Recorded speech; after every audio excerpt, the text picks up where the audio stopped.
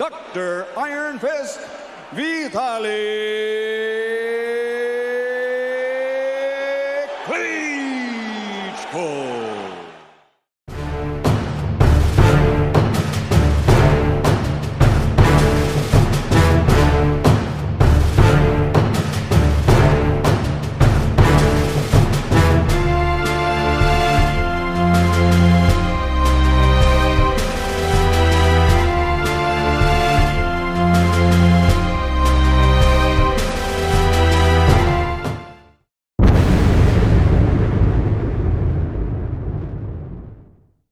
For the first defense of his second title reign, Klitschko squared off against Juan Carlos Gomez. Gomez, a defector from Castro's Cuba, had been highly acclaimed as cruiserweight world champion. After rattling off 10 consecutive title defenses, Gomez abandoned the cruiserweight ranks to try his hand at heavyweight.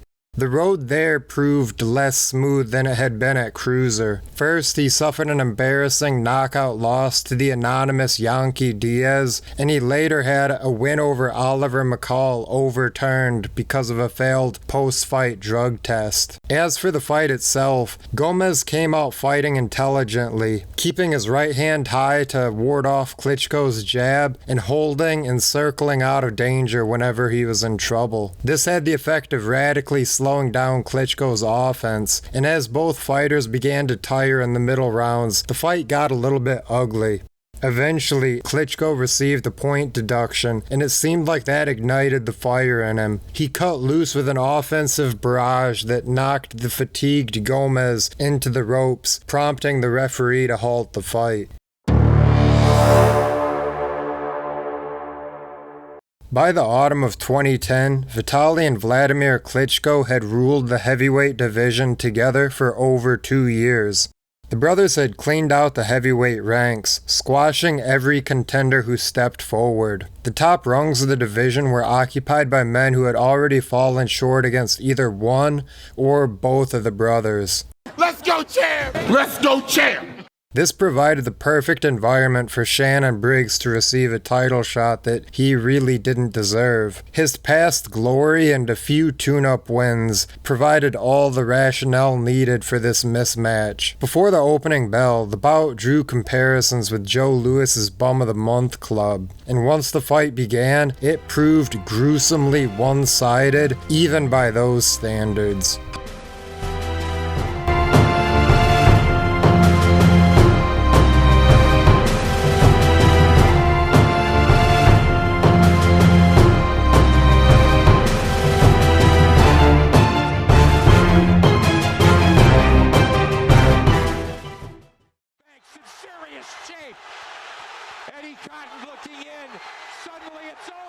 Adamek was a former two-division champion who is now ranked the third best heavyweight alive. Up to this point, Adamek had climbed off the deck and survived a badly broken nose to twice defeat Paul Briggs. He'd also beat O'Neal Supernova Bell with disciplined boxing, and he'd come out on top in 2 grueling, fast-paced fights with Steve Cunningham. And most importantly, Adamek was 6-0 at heavyweight. But unfortunately for Adamek and his fans, there's a world of difference between guys like Andrew Galata and Michael Grant compared to Vitali Klitschko. Klitschko used subtle footwork to maintain his range, while Adamek consistently tried to get in close and make it a fight. But every time he tried, Klitschko punished him mercilessly before slipping out of danger. Klitschko had Adamek staggering in the second, and he outright bullied him in the third, fourth, and fifth. By the 7th round, Adamek looked to be in a hopeless position, but the Polish challenger continued to endure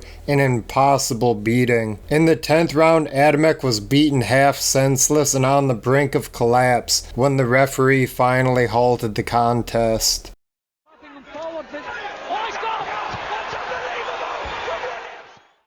In the summer of 2004, Mike Tyson returned to the ring in pursuit of money. He'd been badly fleeced by Don King, and he'd squandered whatever King hadn't stolen. Although Tyson was a decade and a half removed from his peak, his comeback was expected to generate massive revenue over a series of fights.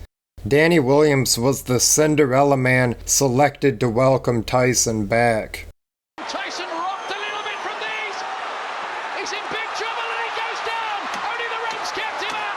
38-year-old Mike Tyson. We could be on the brink of a sensation. The count is 5 and he stops the count because Williams wasn't in the neutral and then he picked it up at 6. 9, he's going to knock him out. He's all knocked out. A sensational win for Danny Williams. Only a year before this title fight took place, the idea of Danny Williams fighting for the World Championship would have been laughable.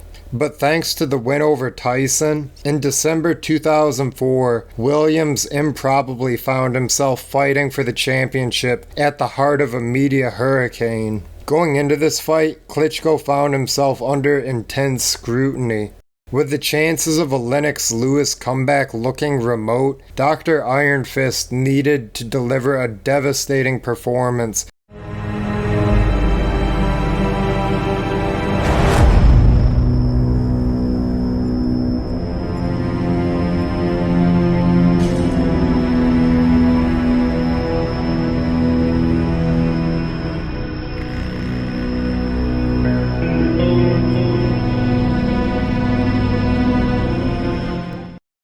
Tell me what you see here, Chris. Let's take a look. Myself? Before the fight began, HBO commentator Larry Merchant called Arreola the best American prospect since Riddick Bowe. That was obvious hyperbole, but Arreola did bring an unbeaten record to the table. He also had power in both hands, a solid chin, and all the confidence in the world. Arreola set a fast pace early on, doing a great job of tucking his chin and keeping a high guard. Meanwhile, Klitschko used a lot of movement to defuse Arreola's pressure. He would circle away before stopping long enough to throw a few punches and then resume his gradual retreat. The champion's strategy was a pragmatic mix of movement and volume punching. It was a very physically exhausting strategy. This created a suspenseful atmosphere as the HBO commentators wondered aloud if Arreola's pressure would eventually tire Klitschko out. But seemingly out of nowhere, Klitschko began to administer a beating. The fight had been Vitali's up until this point, but in the 7th round it turned into a rout. Arreola was bleeding from the nose and suddenly fatigued. In the 9th, he followed Klitschko around the ring, but he was no longer throwing punches. Instead, he walked gamely into one barrage of punches after another. In the 10th, the fight had become a glorified target practice, causing Arreola's trainer, Henry Ramirez, to throw in the towel.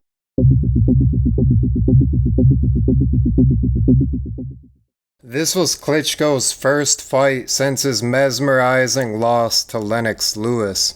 A lot was on the line. Although he'd earned plaudits for pushing Lewis to the brink, Klitschko still faced a lot of skepticism. He still needed to prove that he wasn't the next Andrew Galata, another tall, talented European fighter who ultimately fell short in the biggest fights. The iron was hot and Klitschko had the chance to strike, but he faced a daunting challenge. His next opponent was Kirk Johnson. Johnson was physically gifted, with smooth boxing skills and a left hook as swift and as dangerous as the Grim Reaper's scythe. Although Johnson would be at a size disadvantage against Klitschko, we had seen him outwit and outclass bigger men before. Beating Klitschko was the perfect chance for Johnson to force his way into the World Championship picture. In light of that, you must be thinking that Johnson took full advantage of this opportunity and came in totally focused and perfectly conditioned.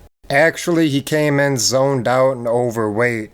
Klitschko capitalized in spectacular fashion.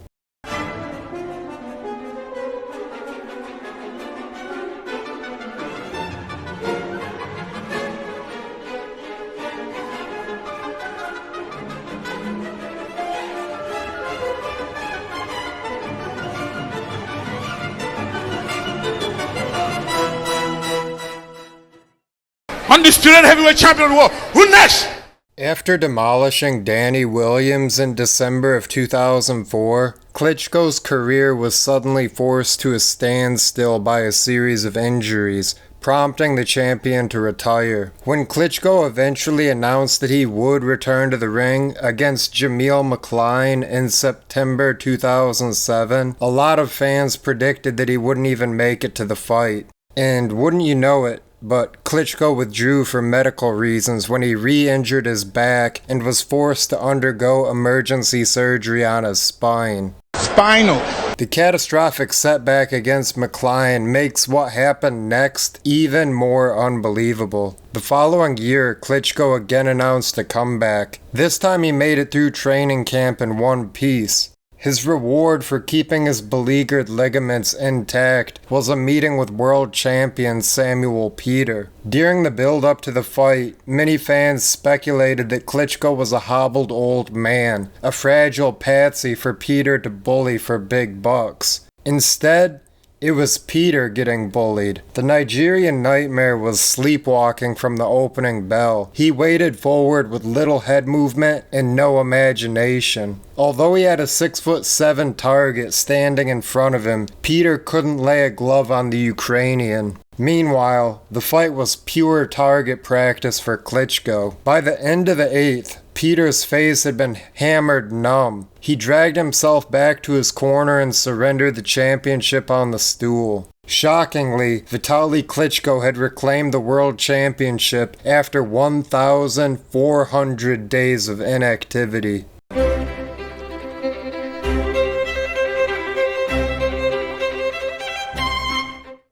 Corrie Sanders was a mobile, sharp-shooting southpaw with terrifying power in his left hand. Although Sanders had wins over Ross Purity, Al Cole, and Burt Cooper, he was best known for knocking out Vladimir Klitschko in the second round in 2003's Upset of the Year. Immediately after Sanders iced Vladimir, Vitali had invaded the ring to berate the newly crowned champion. With blood vessels popping out of his forehead, Klitschko reportedly told Sanders, "That belt is family property. It belongs to us. You fight me next." That wish came true for Klitschko when he met Sanders 13 months later. With a chance to win the world championship and avenge his brother's loss, Klitschko had all the motivation in the world. The fight opened with a maelstrom of violence. Klitschko came out aggressively, but he walked directly into several power punches that rocked him to his boots. Although he fired back hard, Klitschko was mostly in survival mode in the first. He fared somewhat better in the second and third, where he finally had success backing Sanders up and going to the body. Although Sanders' work rate dropped precipitously, he managed periodic explosions that kept the Ukrainian honest. As the middle rounds progressed, the tide of the fight increasingly swung in Klitschko's favor, until by the 8th round, Sanders was moving like a man stuck in quicksand. Sanders gamely marched forward, but he was a sitting duck, walking into a steady stream of punches. Klitschko let loose with a two-handed barrage that forced the referee to halt the fight in the dying seconds of the 8th round.